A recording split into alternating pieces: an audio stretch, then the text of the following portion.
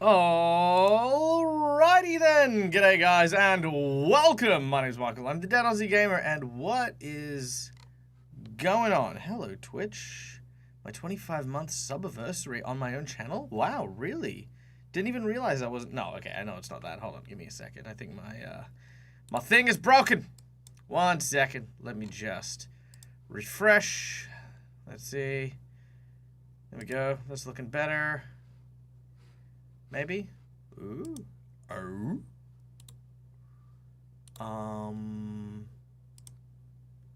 Maybe. Nope. That's being weird. Okay, hold on. 1 sec. Sorry. 2 seconds, guys. Let me just very quickly get this here. Oh, there we go. Okay.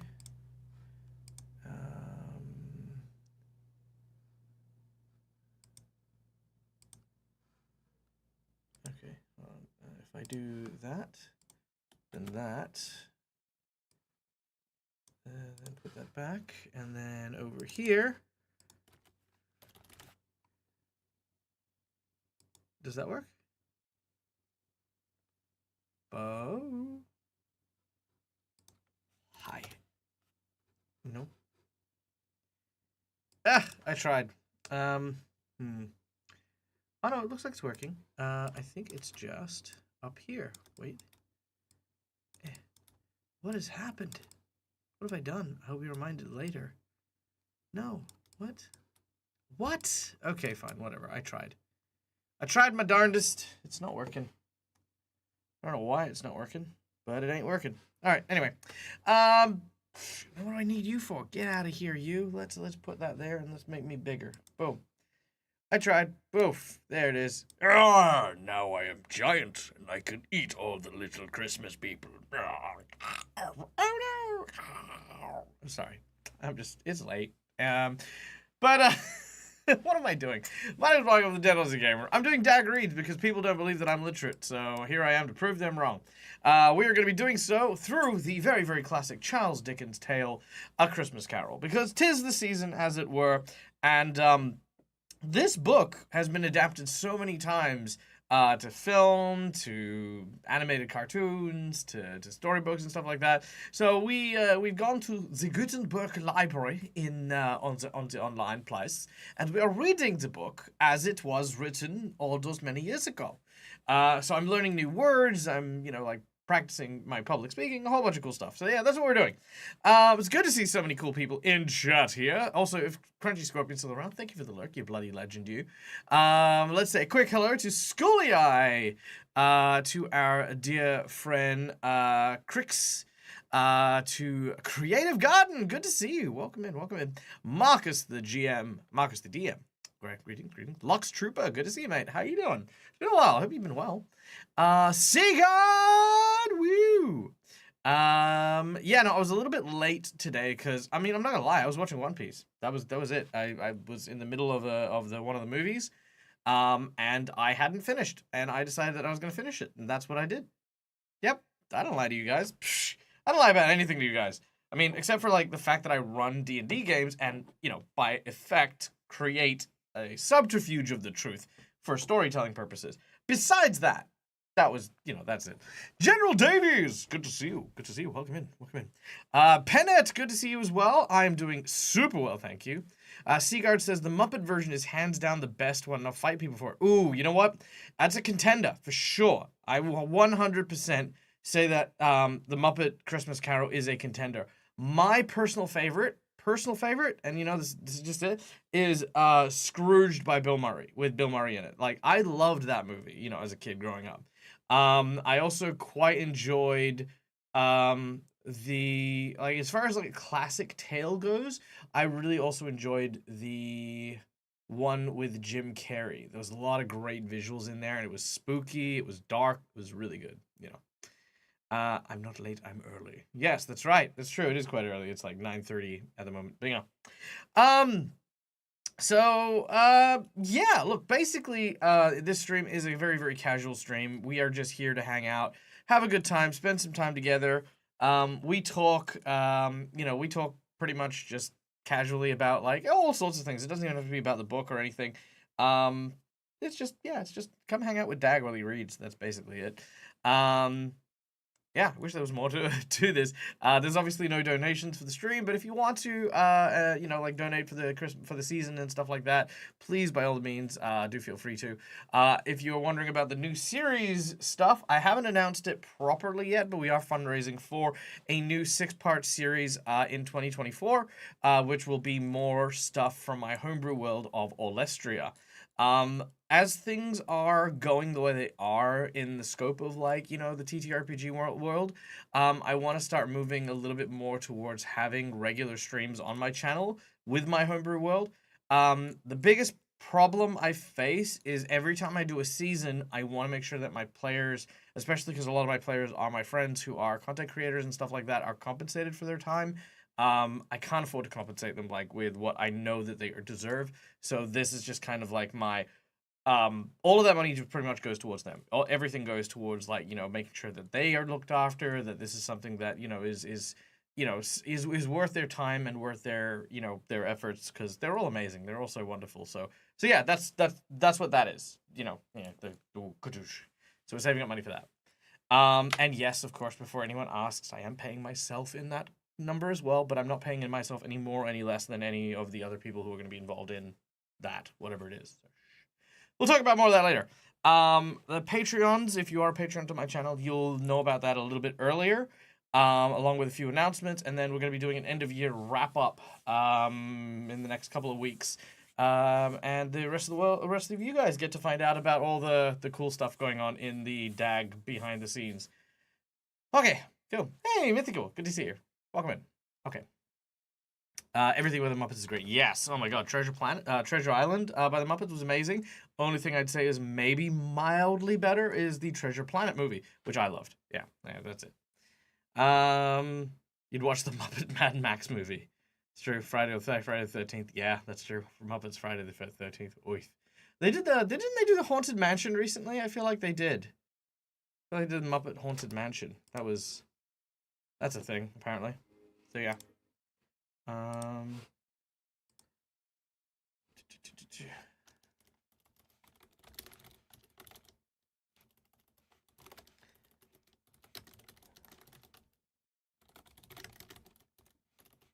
All right, kill. I have got my book ready. It's all here. What say we crack on to Staves 2, the first of 3 spirits. Also, if there's any problems with like the volume or stuff, let me know. So, when Scrooge awoke, it was so dark that looking out of the bed, he could scarcely distinguish the transparent window from the opaque walls of his chamber. He was endeavoring to pierce the darkness with his ferret eyes when the chimes of a neighboring church struck the 4:15. So he listened for the hour. To his greatest astonishment, the heavy bell went on from 6 to 7, and from 7 to 8, and regularly up to 12, then stopped. 12? It was past 2 when he went to bed. The clock was wrong. An icicle must have gotten into the works. 12? He touched the spring of his repeater to correct this most preposterous clock. Its rapid little pulse beat 12 and stopped. "Why, it isn't possible," said Scrooge, "that I have slept through a whole day and far into another night. It isn't possible that anything has happened to the sun, and it is 12 at noon." The idea being an alarming one, he scrambled out of bed and groped his way towards the window. He was obliged to rub the frost off with his sleeve on the hand of his dressing gown before he could see anything, and could see, even then, very little. All he could make out was that it was still very foggy and extremely cold, and that there was no noise of people running to and fro, and making a great stir, as there unquestionably would have been if night had not been beaten off by a bright day. And so forth would have become a mere United States security if there were no days to count by. What? Hold on, let me try that again. This was a great relief, because 3 days after the sight of this first exchange paid to Mr. Ebenezer Scrooge, or his order and so forth, would have been a mere United States security if there were no days to count by.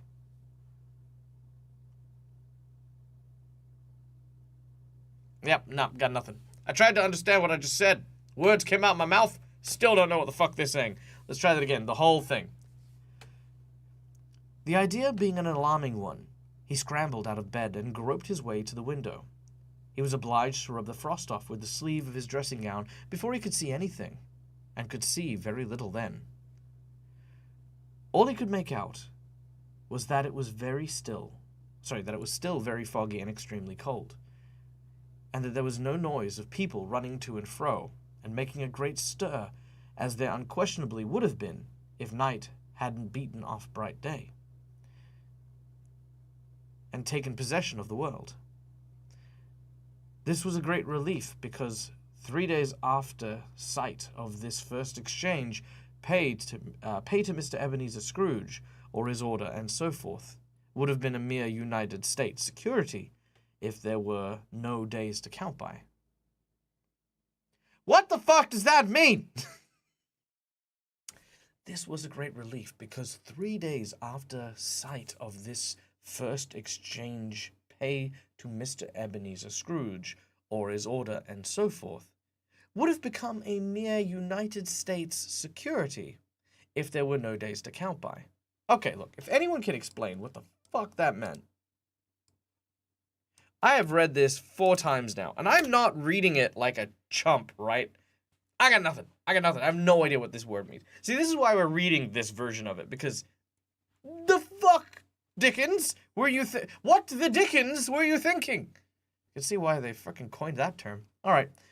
Hey, Christina, good to see you. Mwah. Welcome. Please gather, sit, enjoy. Yeah, right? Okay.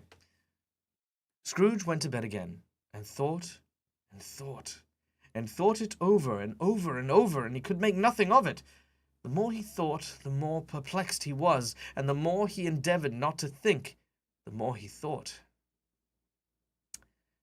Marley's ghost bothered him exceedingly. Every time he resolved within himself, after a mature inquiry, that it was all in a dream, his mind flew back like a strong spring released to its first position and presented the same problem to be worked through. Was it a dream, or was it not? Let's see, what's this? Literature Stack Exchange questions. What does Dickens mean to say here? Is this an actual thing? Hold on, wait. Okay. In the beginning of Staves 2, Molly's going to be. Oh, right, it's actually a thing. Okay, hold on. What does this sentence mean? It means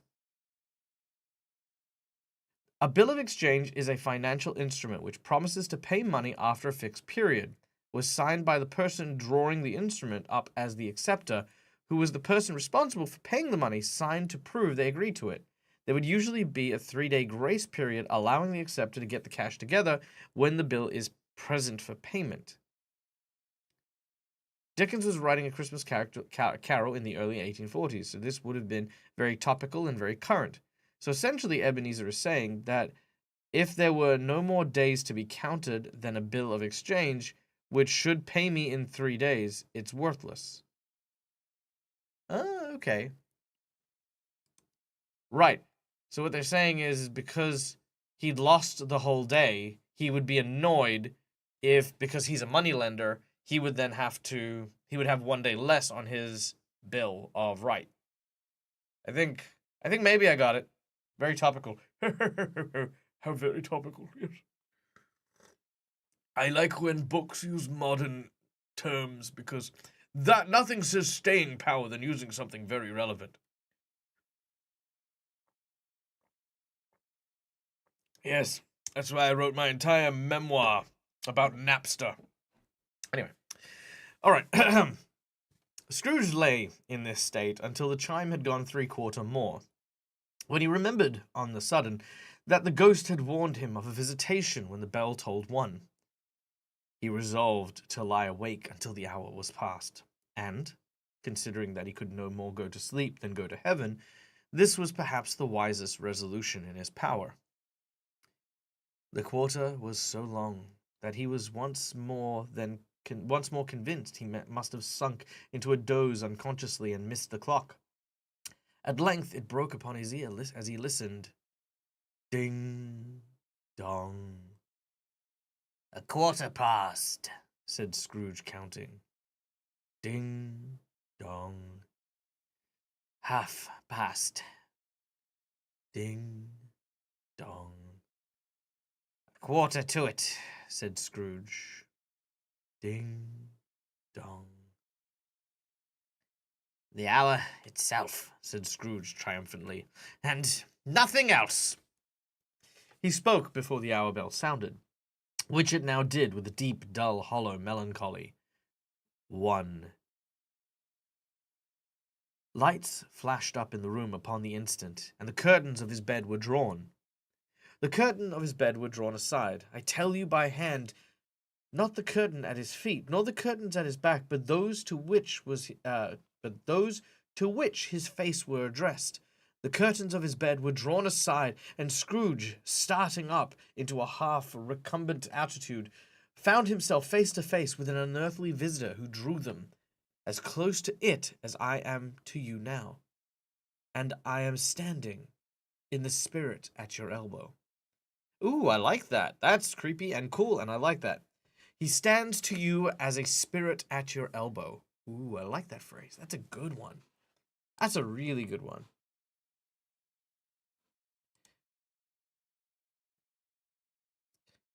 It was a strange figure, like a child, yet not so like a child as like an old man, viewed through some supernatural medium, which gave him the appearance of having receded from view and being diminished to that of child's proportions.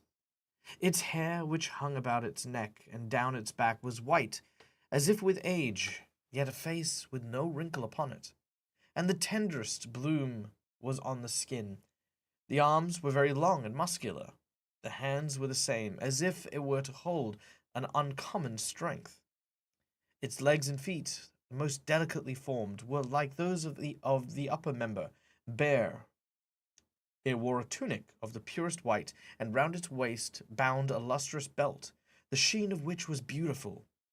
It held a branch of fresh green holly in its hand, and, in singular contradiction of that wintry emblem, it had its dress trimmed with summer flowers. But the strangest thing about it was that from the crown of its head there sprung a bright, clear jet of light, by which all was visible, and which was doubtless the occasion of using its duller moments a greater extinguisher for a cap which it held under its arm. Even this, though, when Scrooge looked at it with increasing steadiness, was not its strangest quality. For as its belt sparkled and glittered, now in one part and another, and what was light one instant, at another time was dark, so the figure itself fluctuated in its distinctiveness, being now a thing with one arm, now with one leg, now with 20 legs, now a pair of legs without a head, now a head without a body, of which dissolving parts no outline would be visible in the dense gloom, wherein they melted away. And in the very wonder of this, it would be itself again, distinct and clear as ever. So, I think that's really cool because that for me is like very much like how people depict angels, you know? Like sometimes it's like, yes, you're wearing robes, big, lean, muscular, blah, blah, blah, blah. Other times it's a big pile of wings with multiple eyes, barely comprehensive.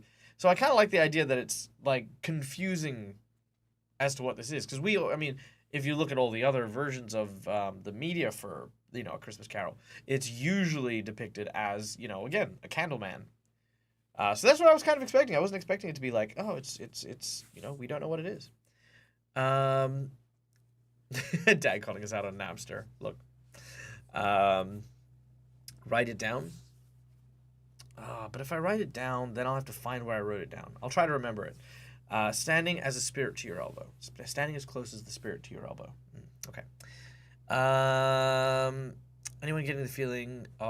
Anyone getting the feeling? A few of these phrases are gonna make it into the Patreon games when spirits and apparitions are involved. Yeah, that's how this works. Reading. Reading is how it works.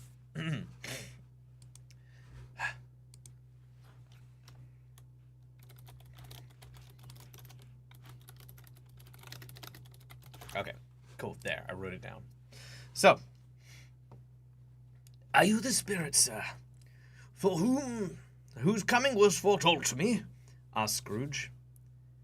I am. The voice was soft and gentle, singularly low, as if instead of being close beside him, it were at a distance. Who and what are you? Scrooge demanded. I am the ghost of Christmas past. Long past? Inquired Scrooge, observant of its dwarfish stature. No, your past. Perhaps Scrooge could not have told anyone why, if anyone could have asked, but he had a special desire to see the spirit in his cap, and begged him to be covered. It just went chatting. Look at this. Go, go, go, go, go, go. Dad, go, go, go, go, Jesus. Go, go, go, sumo contest. Well, I mean, if it helps, I'll just, you know, like... Does that help? Yeah? Yeah? Yeah? Maybe I'll... No, I'm going to stop that right now. No. But, you know, look, I want to fit in. I want to be like all the other people on stream. I want to be successful, okay? Nah, that's fine. I'm just chatting, chilling. You guys get what you get. Okay. Are you this? No, I said that. Blah, blah, blah, blah, blah, blah. Long past, no past. Okay. Perhaps Scrooge could have told. Okay, here we go. Perhaps Scrooge could not have told anyone why, if anyone could have asked him, but he had a special desire to see the spirit in his cap, and begged him to be covered. What? Exclaimed the ghost. Would you so soon put out with worldly hands the light I give? Is it not enough that you are one of those whose passions made this cap, and forced me through whole trains of years to wear it low upon my brow? Scrooge reverently disclaimed all intention to offend, or any knowledge of having wilfully bonneted the spirit at any period of his life. He then made the bold inquiry what business brought him there. Your welfare, said the ghost. Scrooge expressed himself, much obliged, but could not help but think of that night of unbroken rest would have been more conducive. But that a night of unbroken rest would have been more conducive to that end.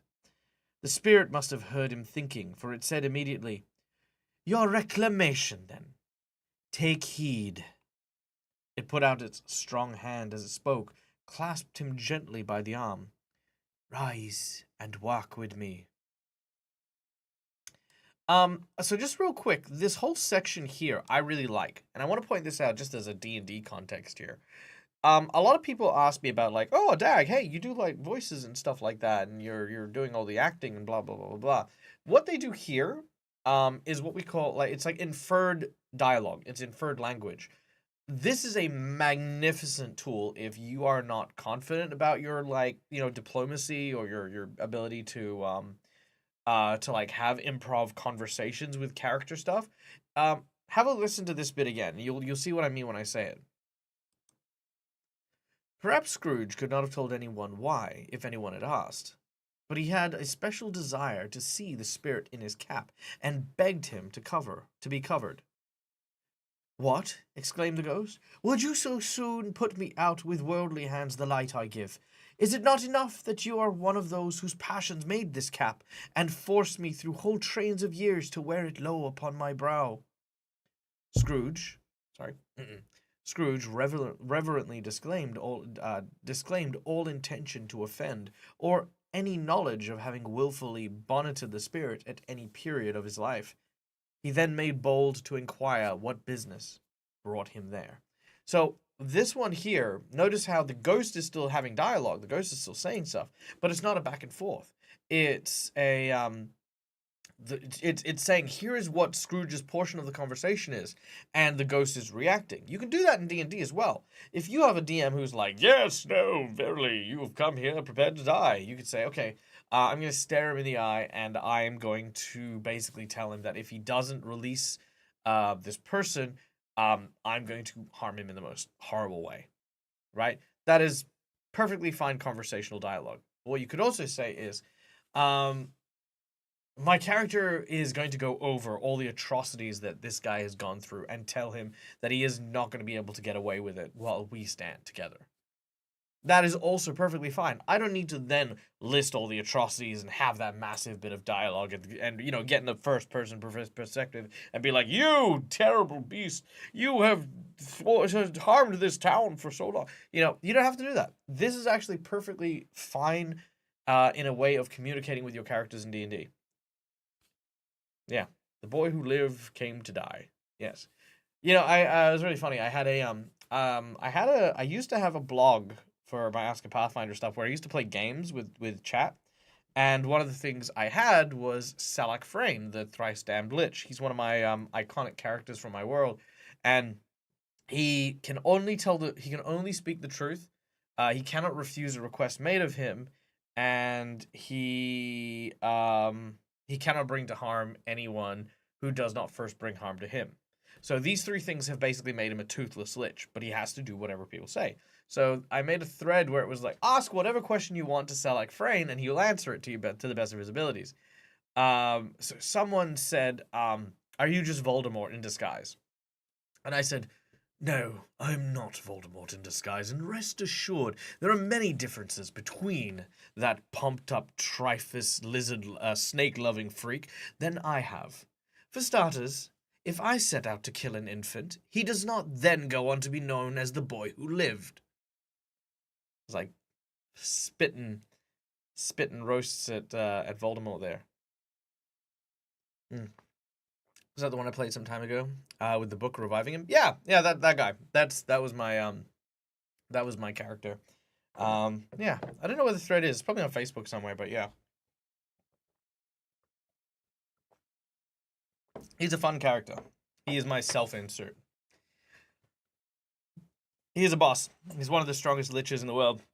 Couldn't hurt a fly. That's what I find hilarious. And like, you could ask him for favors, and he couldn't refuse you. And all he wants to, and the only reason he built his dungeon is to be left alone. That's it. He just doesn't want people to ask him questions, so he built a whole dungeon, catacomb, filled it out with people. Just doesn't want to be, doesn't want to do a thing. BEG, monologuing party. Dude, you destroyed X City. I'm gonna punch you till it makes my fist in the hole in the floor. Nice. That's very One Piece.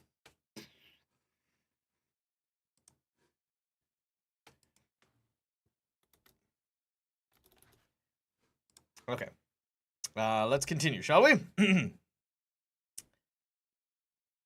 It would have been in vain for Scrooge to plead that the weather and the hour were not adapted to pedestrian purpose, that the bed was warm, and that the thermometer a long way below freezing, that he was clad but lightly in slippers, dressing gown and nightcap, and that he had a cold upon him at that time. The grasp, though gentle as a woman's hand, was not to be resisted. He rose, but finding that the spirit made him toward the window, he clasped in robes. But finding that the spirit made towards the window, clasped his robes in supplication. Ooh, okay. I am mortal, Scrooge remonstrated, and liable to fall. Bear but a touch of my hand there, said the spirit, laying it upon his heart, and you shall be upheld in more than this. As the words were spoken, they passed through the wall and stood upon an open country road with fields on either hand. The city had entirely vanished, not a vestige of it to be seen. The darkness and the mist had vanished with it, for it was a clear, cold winter day, with snow upon the ground. Good heavens, said Scrooge, clasping his hands together as he looked about him. I was bred in this place. I was a boy here. The spirit gazed upon him mildly. Its gentle touch, though it had been light and instantaneous, appeared still present to the old man's sense of feeling. He was conscious of 1,000 odors floating in the air, each one connected with 1,000 thoughts and hopes and joys and cares long, long forgotten. Your lip is trembling, said the ghost. And what is that upon your cheek? Scrooge muttered with an unusually catching in his voice. It was a pimple, and he begged that the ghost would leave it where he would. You recollect the way? Inquired the spirit. Remember it, cried Scrooge with fervor. I could walk it blindfolded. Strange to have forgotten it for so many years, observed the ghost. Let us go on. They walked along the road, Scrooge recognizing every gate and post and tree, until a little market town appeared in the distance, with its bridge, its church, and winding rivers. Some shaggy ponies were now seen trotting towards them, with boys upon their back, who called to other boys in the country gigs and carts driven by farmers.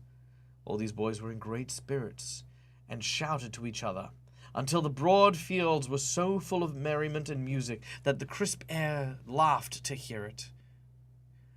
But these are but shadows of things that have been, said the ghost. They have no consciousness of us. The jocund traveller came on as they came. Scrooge knew and named every one of them. Why, he was rejoiced beyond all bounds to see them. Why did his cold eyes glisten and his heart leapt up as they went past? Why was he filled with gladness when he had given Why was he filled with gladness when he heard them give each other Merry Christmas as they parted at a crossroads and byways for their several home byways? That's cool. We have partways, but they had byways and byways for their several homes. What was Merry Christmas to Scrooge? Out upon Merry Christmas! What good had it ever done him? The school is not quite deserted, said the ghost. A solitary child, neglected by his friends, is left there still. Scrooge said he knew it, and sobbed. They left the high road by a well-remembered lane, and soon approached a mansion of dull red brick, with a little weathercock. That's the little weather vane thing, isn't it? I don't want to Google this, but I'm gonna anyway. What is that? Oh, yeah, it is a weather vane. Okay, yeah. We call it a weather vane. That's what I thought it was.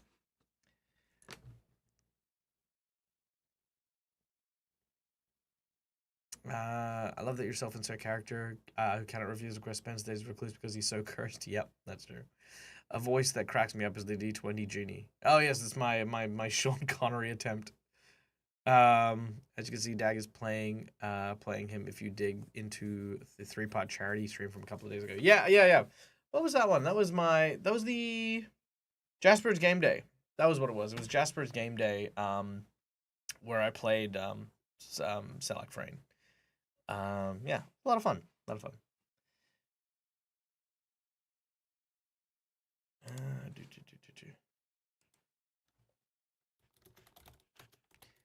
All right, so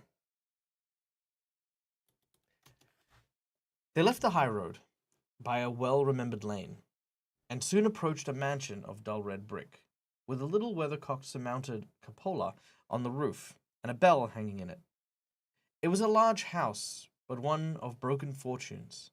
For the spacious office were used little, their walls damp and mossy, their windows broken, and their gates decayed.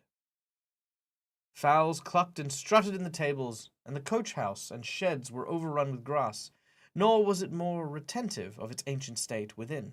For entering the dreary halls and glancing through the open doors of many rooms, they found themselves poorly furnished, cold and vast. There was an earthy savour in the air, a chilly bareness in the place, which associated itself somehow with too much getting up by candlelight and not too much to eat.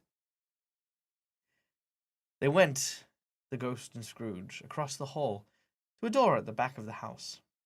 It opened for them, and disclosed a long, bare, melancholy room, made bare still by the lines of plain deal forms and desks.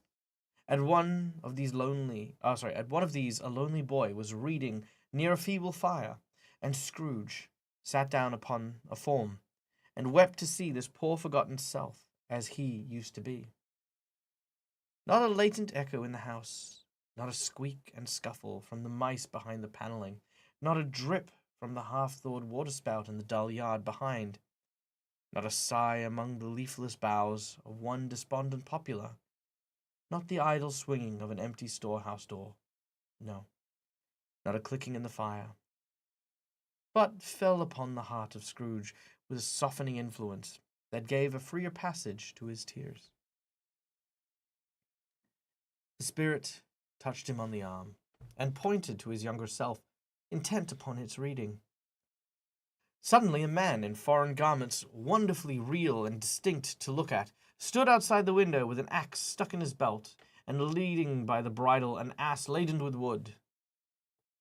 "Why, it's Ali Baba!" Scrooge exclaimed in ecstasy.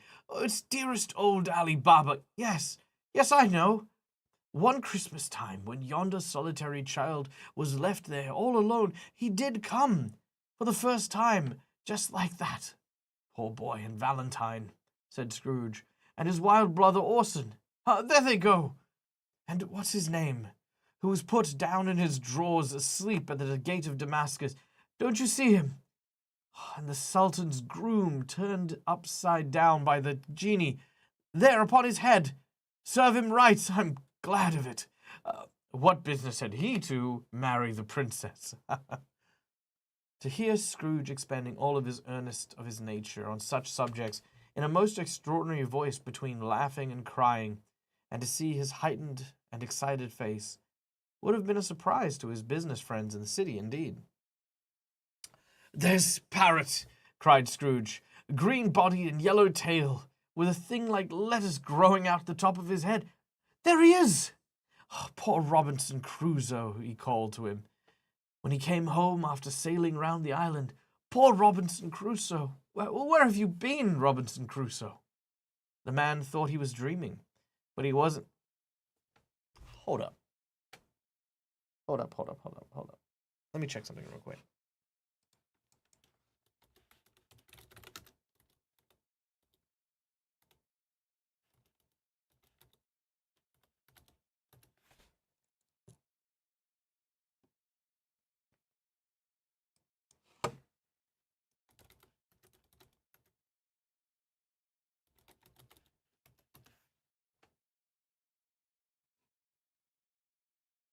Okay. I just had to check. Because I swear to God, if this is like product placement in A Christmas Carol, I don't know. I feel like I've lost a little bit of my childhood here. Because, yeah, just starts talking about Alibaba, starts talking about Robinson Crusoe, starting to talk about, like all the different freaking old books. Was Charles Dickens trying to sell books at Christmas with A Christmas Carol? Is that what this is about? It's about like, oh my God, hold on, wait. So, an old miser who has been holding onto his money at Christmas time is now encouraged to donate to the poor, throw vast amounts of wealth at people, and also here's some books that might be cool to read. Is A Christmas Carol just an ad? Am I reading a really old storybook version of an advertisement?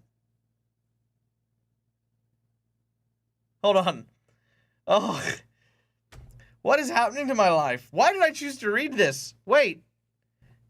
Okay, someone needs to convince me that this is not the case. I'm freaking out, man. Freaking out. Holy shit. Okay. All right, we're gonna play a game. We're gonna look for where are the product placements.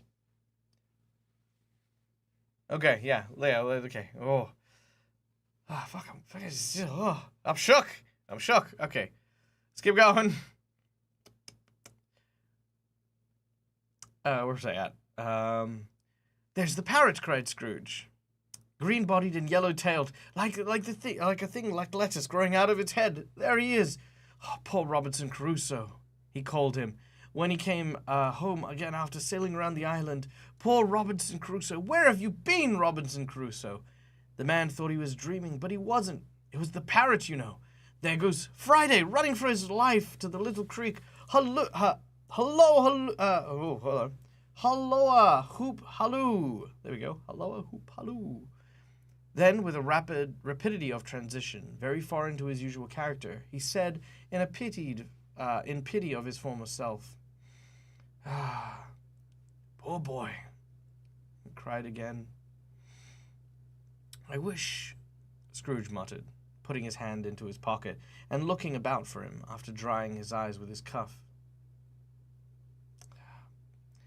"But it's too late now." "What's the matter?" asked the spirit. "Nothing," said Scrooge. "Nothing. There was a boy singing A Christmas Carol at my door last night. I should have liked to have given him something. That's all." The ghost smiled thoughtfully and waved his hand, saying as he did so, "Come, let's see another Christmas." Scrooge's former self grew larger at the woods, and the room became a little darker, more dirty. The panels shrunk, the windows cracked, fragments of plaster fell out of the ceilings, and the naked lathes were shown instead. But how all of this was brought about, Scrooge knew no more than you do. He only knew that it was quite correct, that everything happened so there he was once again alone. When all the other boys had gone home for the jolly holidays, he was not reading now, but walking up and down despairingly. Scrooge looked at the ghosts, and with a mournful shaking of his head, glanced anxiously towards the door. It opened, and a little girl much younger than the boy came darting in and put her arms about his neck and often kissed him, addressing him as her dear, dear brother. "I've come to take you home, dear brother," said the child, clapping her tiny hands behind, bending him down to laugh. "To bring you home, home, home." "Home, little Fan?" returned the boy. "Yes," the child said, brimful of glee. "Home for good and all. Home for ever and ever. Father is so much kinder than he used to be. That home's like heaven. He spoke so gently to me one dear night, and I was going to bed, that I was not afraid to ask him once more if that you might come home. And he said, yes, you should, and sent me in a coach to bring you. And you're to be a man," said the child, opening her eyes, "and are never to come back here. But first, we're to be together all Christmas long, and have the merriest time in the world." "You're quite a woman, little Fan," exclaimed the boy. She clapped her hands and laughed, and tried to touch his head. But being too little, he laughed and stood on tiptoes. But being too little, laughed again and stood on tiptoes to embrace him. Then she began to drag him in her childish eagerness towards the door, and he, nothing loath to go, accompanied her. A terrible voice in the hall cried, "Bring down Master Scrooge's box there!" And in the hall appeared the schoolmaster himself, who glared on Master Scrooge with a ferocious condescension. Try again. Who glared upon Master Scrooge with a ferocious condescension, and threw him into a dreadful state of mind by shaking hands with him. He then conveyed him and his sister into the veriest old well of shivering best parlor that he had ever seen, where the maps upon the walls and celestial and terrestrial globes of the world were waxy with cold. Here he produced a decanter of curiously light wine and a block of curiously heavy cake, and administered installments of those dainties to the young people at the same time, sending out a meagre servant to offer a glass of something to the postboy, who had answered that he thanked the gentleman. But if he were the same taps as he had tasted before, he'd rather not. Master Scrooge's trunk being by this time tied to the top of the chaise, the children bade the schoolmaster good-bye, rightly and willing, and getting into it, drove gaily down the garden sweep, the quick wheels dashing the hoarfrost and the snow off the dark leaves of the evergreen like spray. "Always a delicate creature, whom a breath might have withered," said the ghost. "But she had a large heart." "So she had," cried Scrooge. "You're right. I will not gainsay it, spirit, God forbid." "She died a woman," said the ghost, "and had, as I think, children." "One child," Scrooge returned. "Yes, true," said the ghost. "Your nephew." Scrooge seemed uneasy in his mind, and answered briefly, "Yes."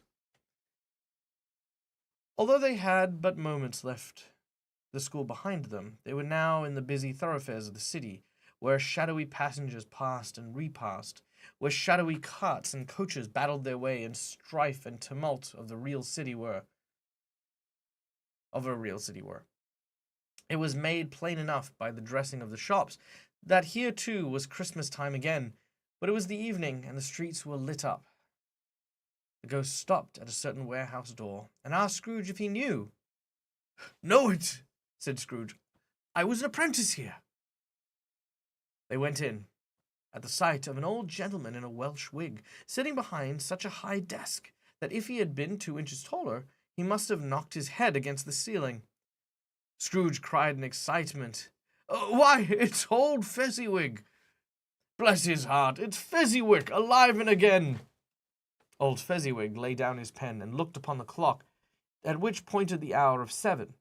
He rubbed his hands together and adjusted his capricious waistcoat and laughed all over himself from shoe to his organ of benevolence, and called out in a comfortably oily, rich, fat, jovial voice, "Yo-ho there, Ebenezer Dick." Sorry, no. Oh, jeez, call you Ebenezer Dick. I did that. That's not what I meant to say at all. Let's try that again, shall we? Oh, here we go. I think he was describing the worlds he was reading. The same hold true. Robinson Crusoe was written more than 100 years prior to Christmas Carol, so it's probably just listening to classics. That's true. Robinson Crusoe was a favorite of Charles Dickens in his youth. He often referred to it in stories surrounding, most famously, of Ebenezer Crusoe. Oh, okay, cool. Good to know. Yeah. Well, he has his favorites. I've got my favorites.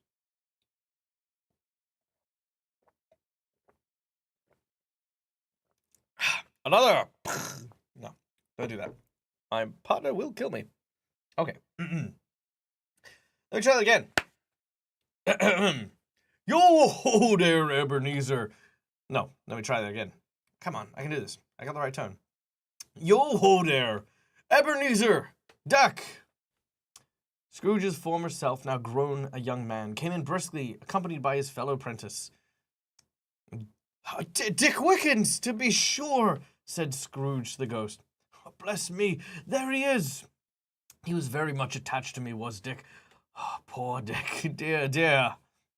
Yo-ho, my boys, said Fezziwig. No more work tonight.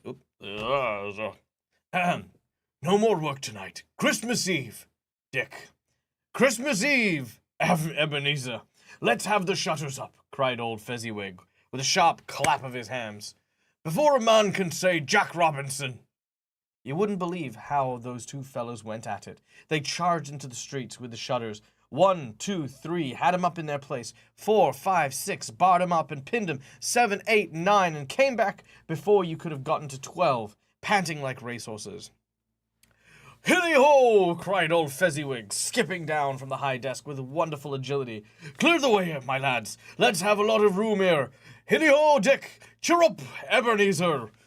Clear away. There was nothing that they wouldn't have cleared away, or couldn't have cleared away, with old Fezziwig looking on. It was done in a minute. Every movable was packed off, as if it were dismissed from public life forevermore. The floor was swept and watered, the lamps were trimmed, the fuel was heaped upon the fire, and the warehouse was snug and warm and dry, and a bright ballroom as you would desire to see upon a winter's night. In came the fiddler with a music book, and went up to the lofty desk, and made an orchestra of it, and tuned like 50 stomach aches. What? And tuned like 50 stomach aches. And made an orchestra of it, and tuned like 50 stomach aches. Oh, so the sound of the tuning sounded like stomach aches. Okay, sure. In came Mrs. Fezziwig, one vast substantial smile. In came 3 Mrs. Fezziwigs, beaming... What? Okay.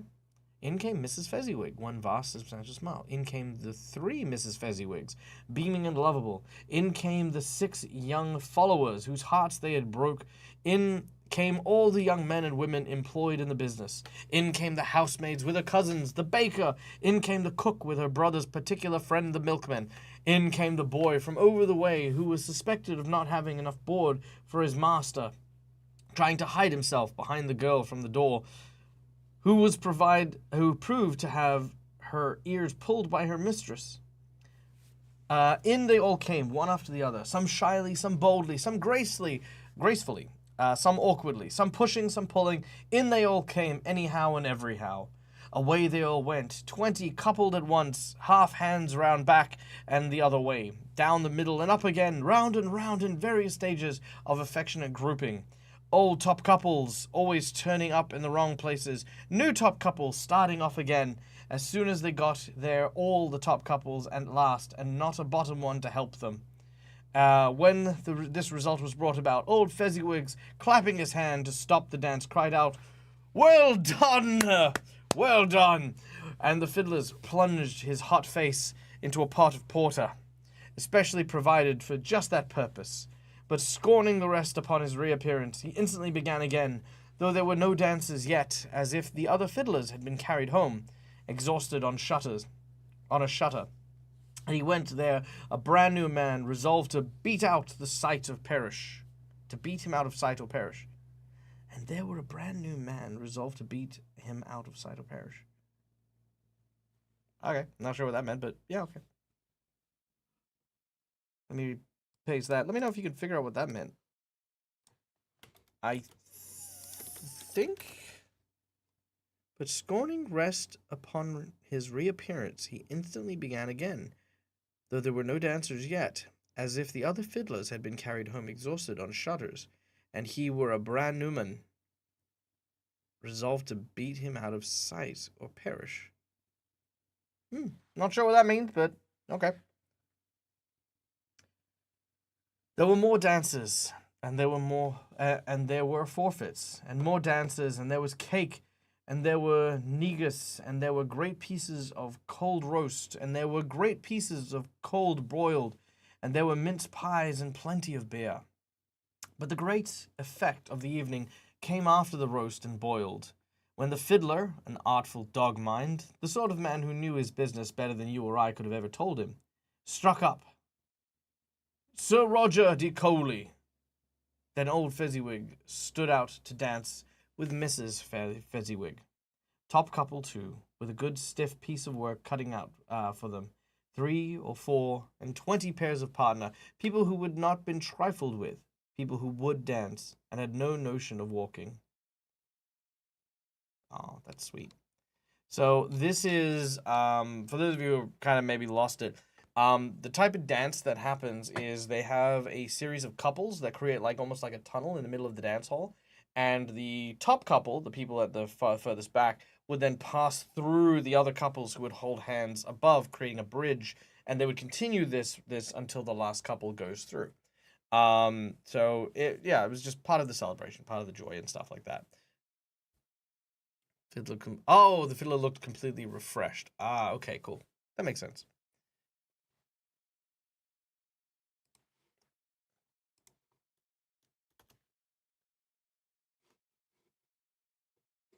All right.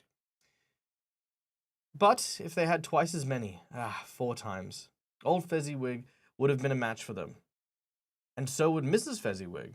As to her, she was worthy to be his partner in every sense of the term. If that's not high praise, tell me higher, and I'll use it.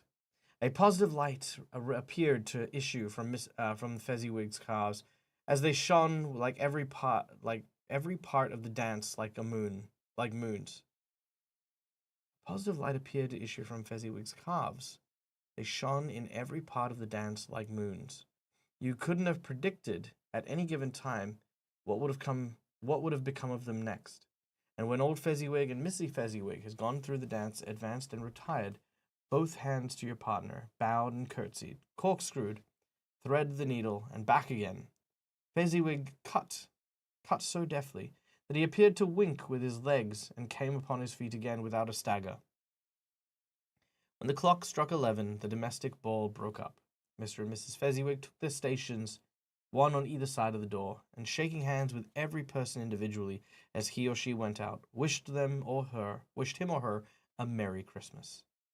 When everyone had retired but the 2 apprentices, they did the same to them, and thus the cheerful voices died away, and the lads were left to their beds, which were under a counter in the back shop.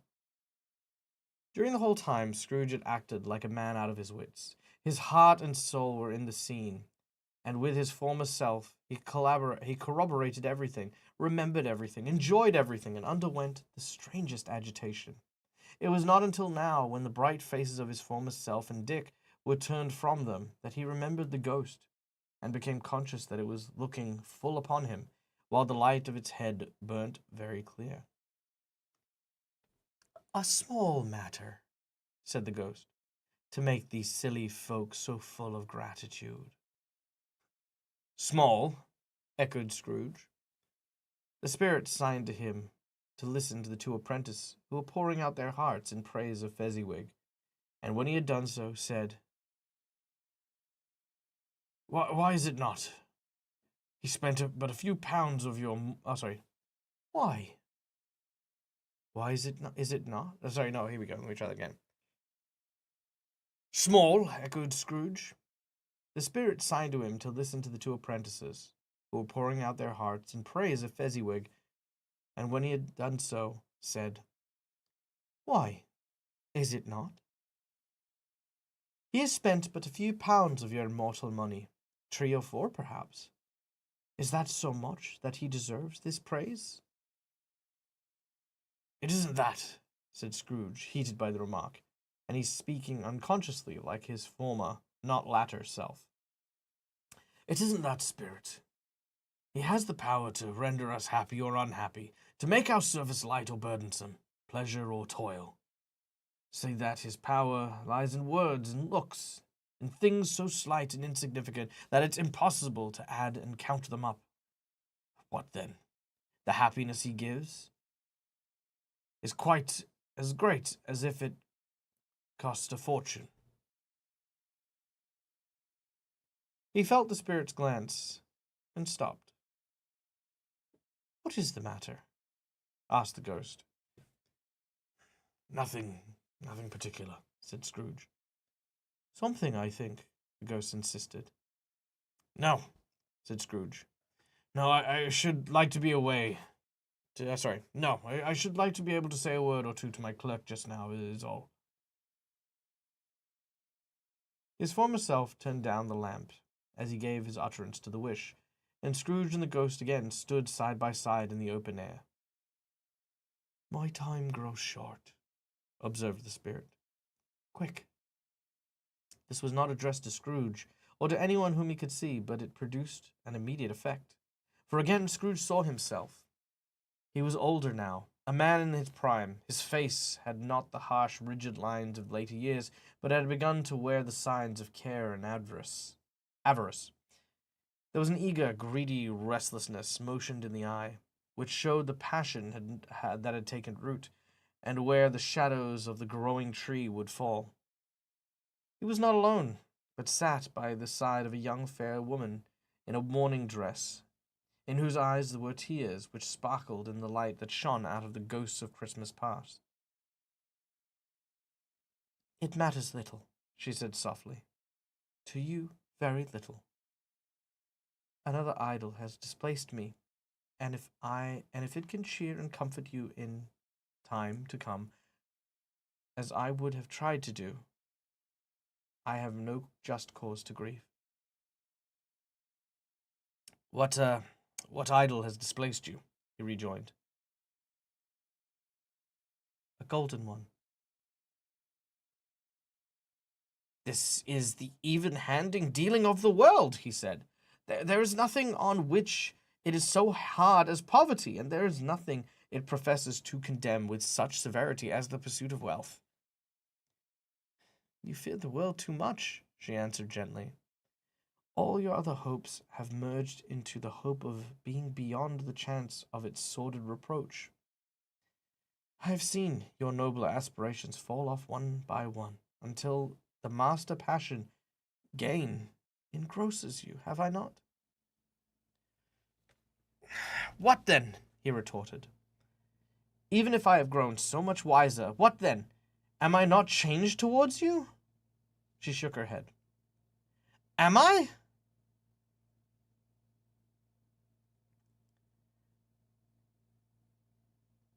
"Our contract is an old one. It was made when we were both poor and content to be so, until, in good season, we could improve our worldly fortune by our patient industry. You are changed. When it was made, you were another man." "I was a boy," he said impatiently. "Your own feelings tell you you were not what you are," she returned. "I am.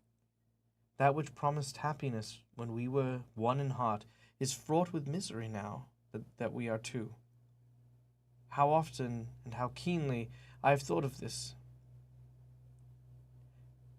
I will not stay. It is enough that I have thought of it and can release you." "Have I ever sought release?" "In words, no. Never." "In what, then?" "In a changed nature, in an altered spirit. in another atmosphere of life, another hope as its great end. In everything that made my love of any worth or any value in your sight, if this has never been between us...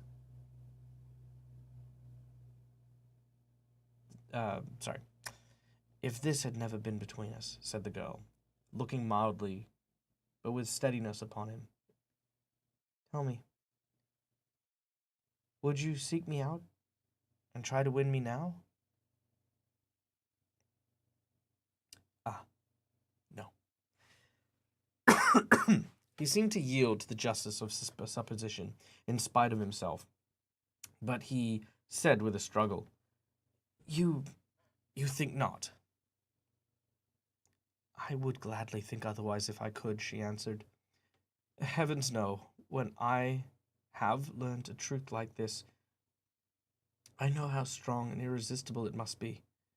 But if you were free today, tomorrow, yesterday, can even I believe that you would choose a dowerless girl? You who in your very confidence with her weighed everything by gain, or choosing her for a moment if you were false enough to your own... Sorry.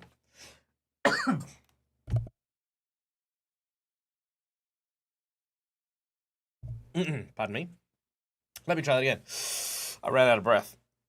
I was trying to do a voice, and I tickled something, and I tried to push through, and that didn't work. So let me try that again. And I was trying to remember the dance you described is called the Dancer's Bridge. Ooh, that's cool. Good to know. I like that. Okay.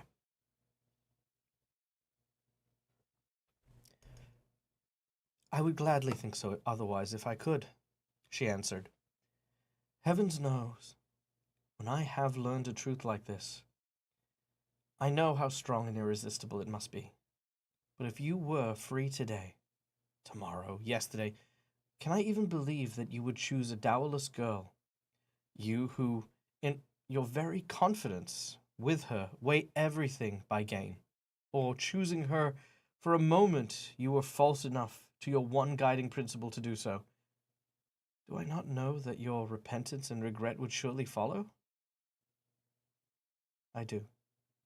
And I release you with a full heart for the love of him you once were. Fuck! That is a line! Holy shit! With a full heart for the love of him you once were. Fuck me! Jesus! Oh my god! That is a banger right there. Ah! Okay, sorry. I'm getting very excited.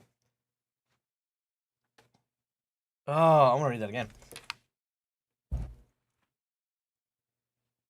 If for a moment you were false enough to your one guiding principle to do so, do I not know that your repentance and regret would surely follow? I do. And I release you with a full heart for the love of him you once were. Damn, that was good. The Virginia Reel. Ooh. Oh, there you go. Yeah. It feels intricate, but it's pretty easy, yeah. Damn. He was about to speak, but with her head turned from him, she resumed. You may. Excuse me. You may. You may. The memory of what is past half makes me hope you will have pain in this a very, very brief time, and you will dismiss the recollection of it gladly as an unprofitable dream from which it happened that you well awoke. May you be happy in the life you have chosen. She left him, and they parted. Spirit, said Scrooge, show me no more. Conduct me home. Why do you delight in torturing me? One shadow more, claimed the ghost. No more, cried Scrooge. No more. I do not wish to see it. Show me no more. But the relentless ghosts pinioned him in both arms and forced him to observe what happened next. They were in another scene and place, in a room not very large or handsome, but full of comfort. Near the winter fire sat a beautiful young girl, so like that of Scrooge believed that it was. Sorry. So like that, Scrooge believed it was the same until he saw her, now a comely matron sitting opposite her daughter. The noise in this room was perfectly tumultuous, for there were more children there than Scrooge had agitated that Scrooge, in his agitated state of mind, could count. And unlike the celebration heard in poem, there were not 40 children conducting themselves like one, but every child was conducting itself like 40. The consequences were uproarious beyond belief, but no one seemed to care. On the contrary, the mother and daughter laughed heartily and enjoyed it very much, and the latter, soon beginning to mingle in the spots, got pillaged by the young brigands most ruthlessly. What I would not have given to be one of them, though I never could have been so rude. No, I wouldn't for the wealth of all the world have crushed that braided hair and torn it down for those precious little shoes. I wouldn't have plucked it off. God bless my soul, to save my life. As to measure her waist in sport as they did, bold young brood, I could not have done it. I should have expected my arms to have grown round it for a punishment, and never come straight again. And yet I should have dearly liked, I own, to have touched her lips, to have questioned her, that she might have opened them, to have looked upon the lashes of her downcast eyes, and never to raise a blush, to have let loose waves of hair, an inch of which would be a keepsake beyond price. In short, I would have liked, I do confess, to have the lightest license of a child, yet to have been man enough to know its value. But now, a knocking at the door was heard, and such a rush immediately ensued that she, with a laughing face and plundered dress, was borne towards it, the center of a flushed, boisterous group, just in time to greet the father, who had come home, attended by a man laden with Christmas toys and presents. Then the shouting and the struggling and the onslaught that was made for the defenseless porter, the scaling him with chairs and ladders to dive into his pockets and despoil him of brown paper parcels, held on tight by his cravat, hugged him around the neck and pommeled his back, and kicked his legs with irrepressible affection. The shouts of wonder and delight with which the development of every package was received. The terrible announcement that the baby had been taken in the act of putting a doll's frying pan into its mouth. Oh, okay. Yeah, I thought it was a real frying pan. It's a doll's frying pan. And was more than suspected of having swallowed a fictitious turkey glued on a wooden platter. The immense emotions got out of the parlor, and one by one stirred at a time, up to the top of the house, where they went to bed, and so subsided. And now Scrooge looked on, more attentive than ever, when the master of the house, having his daughter leaning fondly on him, sat down with her and her mother at his own fireside. And when he thought that such another creature, quite as graceful and full of promise, might have called him father, and been a springtime in the haggard of winter of his life, his sight grew very dim indeed. Belle, said the husband, turning to his wife with a smile, I saw an old friend of yours this afternoon. Who was it? Guess. How can I? I don't know, she added in the same breath as she laughed. Mr. Scrooge? Mr. Scrooge it was. I passed his office window as it was not shut up, and he had a candle lit inside. I could scarcely help seeing him. His partner lies upon the point of death, I hear, and there he sat alone, quite alone in the world, I do believe. Spirit, said Scrooge in a broken voice, remove me from this place. I told you these were shadows of the things that have been, said the ghost. That they are what they are, do not blame me. Remove me! Scrooge exclaimed. I cannot bear it. He turned upon the ghost, and seeing that it looked upon him with a face in which some strange way there were fragments of all the faces that he had shown him, rested within it. Leave me. Take me back. Haunt me no longer.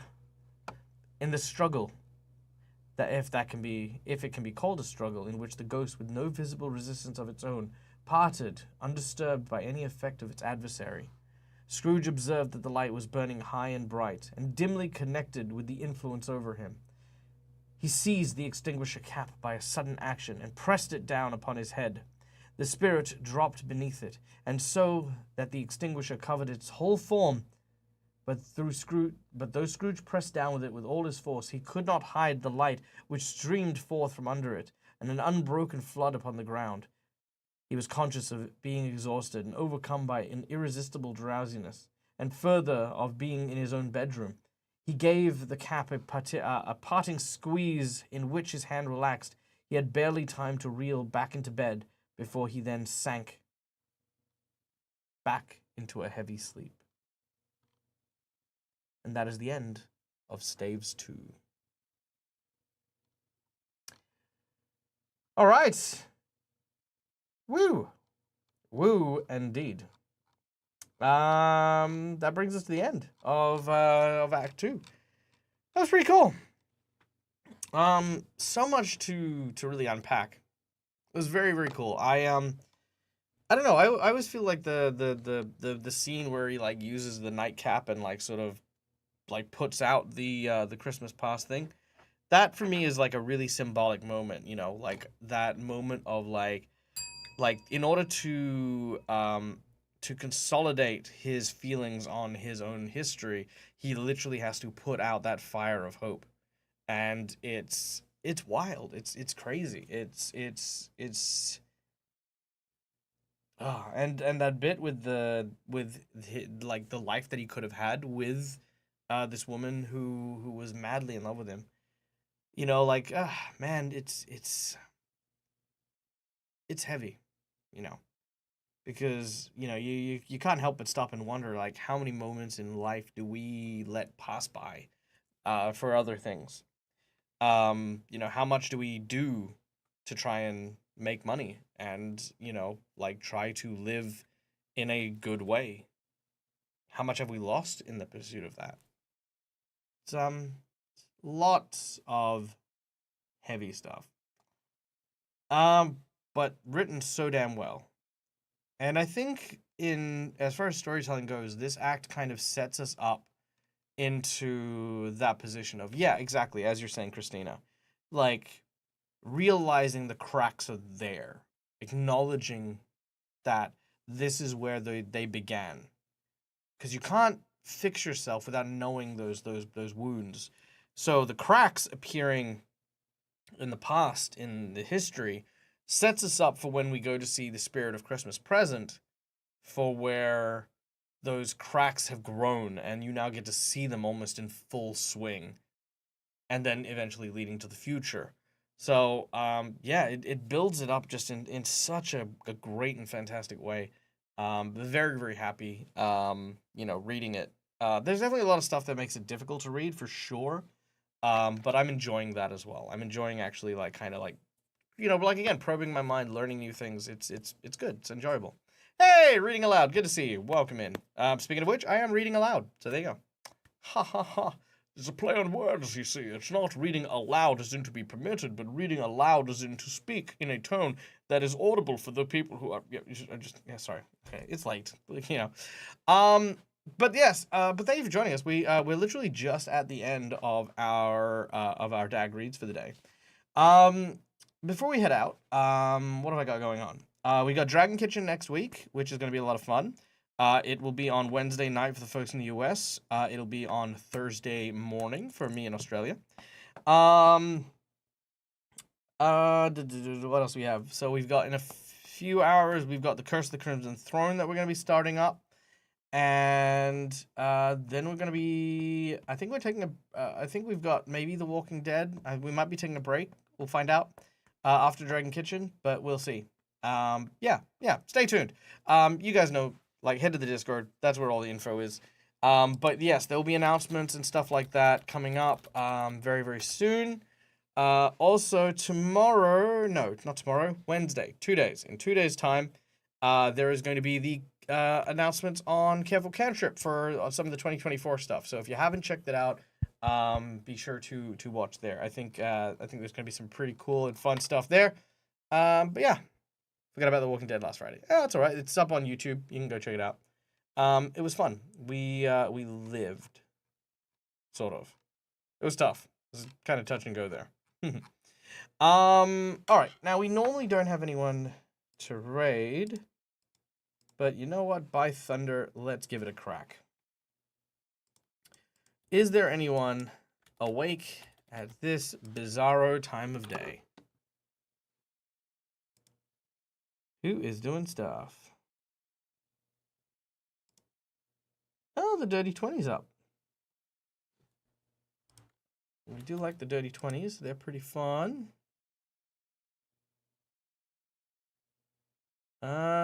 Well, you know what?